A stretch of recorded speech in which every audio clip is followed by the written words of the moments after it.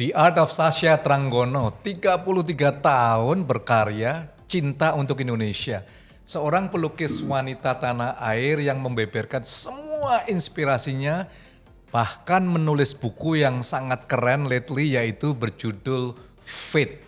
Bagaimana Mbak Sasha menuangkan kisah perjuangan perempuan seni rupa, cat air dan menjadi duta bangsa di dunia seni dan menyebut dirinya pelukis pemberontak. Saya Jimmy Untara dalam satu cerita untuk Indonesia. Kita ngobrol langsung dengan seorang sahabat saya yang cukup lama yaitu Mbak Sasha Tranggono. Apa kabar Mbak Sasha? Very good. Matur Very good. Diundang. No, it's my Sangat pleasure, my honor nih. special. Ini waktunya Mbak Sasha yang sibuk. Saya udah lama gak ketemu ya, kita janjian mau ketemu terus tapi waktunya sisipan melulu ya. Zaman PJO ulang tahun 50 tuh. Enggak, terakhir ketemu di Iya, di mall restoran. lagi makan tapi grup yang lain ya. Iya, saya sempat melihat waktu itu ngecek lukisan kupu-kupu saya untuk kamarnya Stacy. Iya. Teman-teman ya anak Mbak Sasha sama anak Sasha ini teman baik dan semua udah cukup lama menjadi sahabat dan mereka bermain sampai sekarang dan luar biasa. 2009. Ya, dari 2009. Iya, Mbak Sasha, Inje. pelukis pemberontak maksudnya apa sih ini? Ceritanya panjang. Silakan. Karena apapun yang sampai detik ini tuh 1 Korintus 2 ayat 9. Oke. Saya tidak pernah bermimpi jadi pelukis sama sekali. Sekolah saya teknik industri di Syracuse. Teknik industri dari backgroundnya, oke. Upstate New York, Syracuse. Dan S2 saya di Belanda di Erasmus, Rotterdam. Boro-boro sekolah seni pun tidak. Tetapi memang darah seni itu mengalir cukup deras. Terbukti dari anak, keponakan, adik saya yang dokter menjadi fashion designer.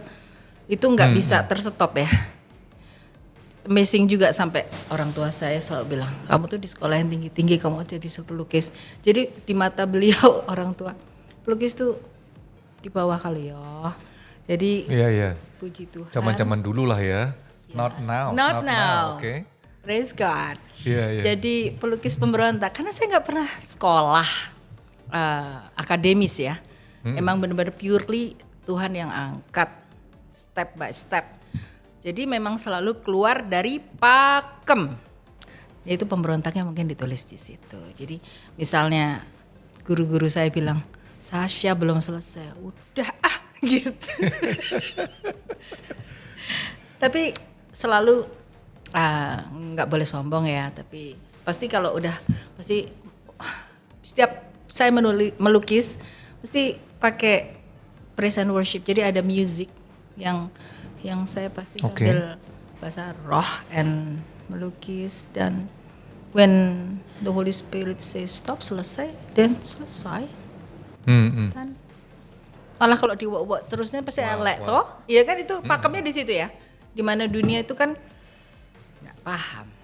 Jadi Mbak Sasha, pelukis pemberontak artinya memang backgroundnya bukan seorang pelukis, nggak pernah belajar lulusan dari School of Art ya, tapi tiba-tiba talenta, bahkan nulisnya perlu dengan bantuan daripada Allah yang you sembah, yang you cintai. Mbak Sasha, tapi kalau saya ngelihat lukisan Mbak Sasha ini kelihatannya, correct me if I'm wrong ya, selalu butterfly atau wayang. Ada satu lagi bunga. Bunga sekarang ya? Enggak, itu udah lama justru ya? awalnya. So, awalnya bunga. Karena kan saya nggak pernah ngerti gimana struktur dan lain-lain.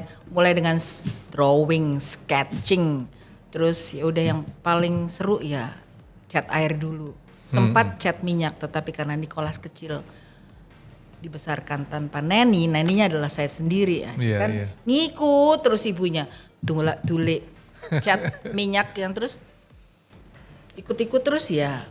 Omanya pada bilang, Nick, don't ini apa, smell that, enak oma gitu kan. Terus ya udah akhirnya saya disuruh stop cat minyak, akhirnya ke cat air, di mana saya tidak punya banyak saingan. Aneh Iya, ya. iya. Oh, oke. Ya. Nah di situ ya bunga dulu kan, saya 8 tahun di Belanda PJO. Iya. Ya jadi bunga tulpen kan, in the beginning itu. Habis itu ke Indonesia, terima kasih sama guru saya Pak Benny Setiawan yang memperkenalkan saya dengan wayang. Nah di situ saya jatuh cinta dengan Indonesian. That's because of Pak Benny. So dari Bunga salah satu ciri dari Pak, kalau saya tanya Mbak Sasha semua, oh dia pelukis one of the top pelukis wayang ya. Sampai my wayang go to nation, wayangku pergi ke bangsa-bangsa. Gimana sih ceritanya? Oh, that was fantastic. Jadi saya 2020 ya terjebak pandemi di Singapura. Oke. Nah itu urusannya dengan Goi, jaket. Jadi saya ketemu dia terus coba buatkan itu jaket. Nah itu akhirnya goes to the nations kan. Teman-teman saya ngeliat di Instagram. Mereka semua jatuh cinta kan, ada yang di New York, ada yang di Vancouver, ada yang di London, ada yang di Paris. Please beli. Jadi saya pikir wayang goes to the nations to spread the gospel. Jadi karena yang Kristen sih pakai firman Tuhan udah pasti kan. Tapi yang Muslim atau apapun dengan masing-masing kepercayaan. Oke. Nah itu udah sampai 100 ya saiki. Jaket ya. Ya itu Tapi wayang kan goes to sebelum jaket kan saya lihat Mbak Sasha selalu memang lukisannya wayang-wayang kan? Ya. Ada 5, 3. Ya, itu goes to nations ya. Itu karena yang buka pintu ya Tuhan sendiri ya. Masuk ke Ayala Museum. Yang terakhir museum di Portugal. Saya bawa Last Supper yang Yesus itu. Oke. Ya. Wow. Dari bukaannya adalah Ibu almarhum Dubes Astari Rashid. Mengajak saya pameran. Karena negara Kristen Koptik. Jadi saya boleh bawa Last Supper dan akhirnya KBRI pada tahu kan bawa Sasha Tranggono. Ya udah jadi ke bangsa-bangsa Eropa yang itu. Tapi yang Asia sudah tahun 2006 sampai 2012. Singapura, Kuala Lumpur, Manila. Singapura, Kuala Lumpur, Manila, ya. I think so. Yes. Oke. Jadi pengalaman apa sih Mbak Sasha sampai masuk dalam tentang perwayangan? Ekspresi apa yang ingin diceritakan sebenarnya? Kan nggak banyak tuh ya biasanya pelukis-pelukis langsung go deeper. Seni Indonesia sih oke lah ya, tapi begitu masuk wayang tuh kan very specific, ada lakonnya, ada ceritanya. Mudah karena di situ bisa menceritakan cerita. Jadi saya tuh langsung bayangin Tuhan tuh Maha Pencipta, ada history, his story. Sekarang Sasha story.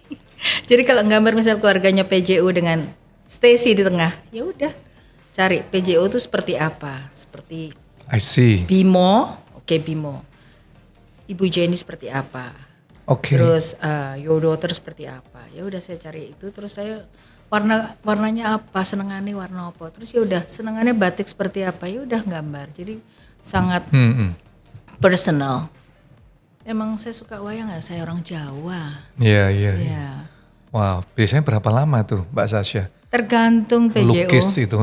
Tergantung. Kalau kecil-kecil ya, kalau kepalanya aja mungkin 2 hari ya. Karena jelimet kan, harus pakai so many things deh. Mix media tuh so many things, tapi jadi kayu kan. Ada yang kecil-kecil kepala-kepala itu. Itu yang terakhir, yang My Wayang Goes to Nation itu kan terakhir saya pameran di Museum Kebangkitan Nasional dengan 28 atau 42 karya kecil kepala tok. Itu saya gambarnya di Singapura itu di tempat tidur, dikunci sama Nicholas. Mam, kan kita waktu itu pandemi kan? Iya. Anak saya work from home, bete lah lihat ibunya keluar masuk kamar keluar. Jadi kunci, gambar aja ya. Oke, gambarlah kepala wayang itu kan cilik-cilik toh. Iya. Gak bisa gambar yang nggak bisa lagi. Jadilah itu pameran. Jadi dari pengalaman Mbak Sasha, gambar-gambar wayang, butterfly, udah kemana aja pamerannya? Puji Tuhan pertama Rotterdam ya. Rotterdam itu pertama pameran di luar negeri. Setelah itu Asia, Singapura, Malaysia, Ayala Museum Manila, 2 kali Ayala Museum. Dan sempat ketemu Presiden Corazon Aquino, diterima di kantornya. Wow. Oke. Amazing itu kado sih dari Tuhan. Terus untuk di Eropanya setelah Rotterdam, Bulgaria, dan Portugal di Lisbon. Itu museum, dua-duanya Iya, museum. iya. Iya, iya. Terus? Terus Singapura lagi kemarin. Iya, Singapura lagi karena saya di situ dan kenal Pak Dubes. Ayo Sasha pameran, oke. Iya, iya, iya. Wow, teman-teman saya ingin ajak untuk workshopnya Mbak Sasha ya. Sekaligus lihat lukisan-lukisan, siapa tahu Anda tertarik. Boleh beli juga, langsung hubungin saja. Yuk, let's watch the workshop dari Sasha Tranggono.